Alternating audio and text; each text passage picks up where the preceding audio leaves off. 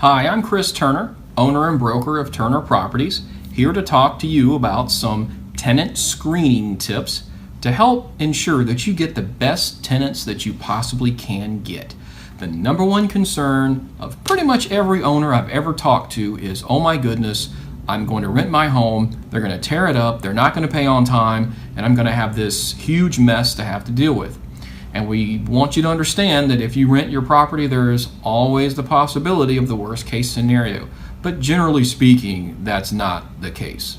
But if you do your due diligence in the beginning when you're working with a new tenant, it can greatly reduce, not eliminate, but reduce a lot of that risk that you have for renting your property out.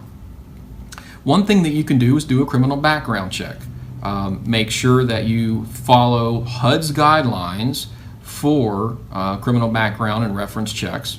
But you can look at that as well as doing a rental reference check. It's so important. That's probably one of my number one things to look at is rental reference. So looking at what the potential tenant has done in the past, talking to the landlords. Make sure you verify that you are talking to the actual landlord or homeowner. Don't take the resident's word for it when they give you the phone number. Check to see if that's the person that is actually owning the property. You can look at the tax records, you can do reverse phone number lookups, things of that nature to make sure that you're dealing with the actual owner or landlord. An eviction history check is very, very important.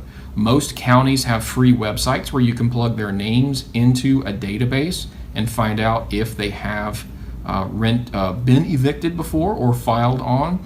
And that's a huge red flag, guys. If you have somebody that's been filed on, that's a huge red flag. You want to stay away from that resident because obviously they have been delinquent enough for their previous landlord to go ahead and do that filing.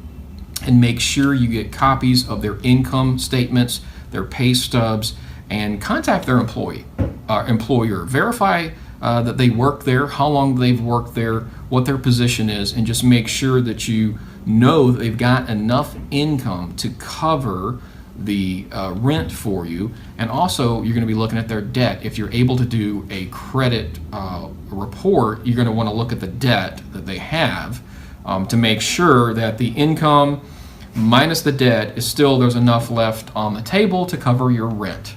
So hopefully these tips will help you guys renting your properties and making sure that you have the lowest chance of default on that new tenant.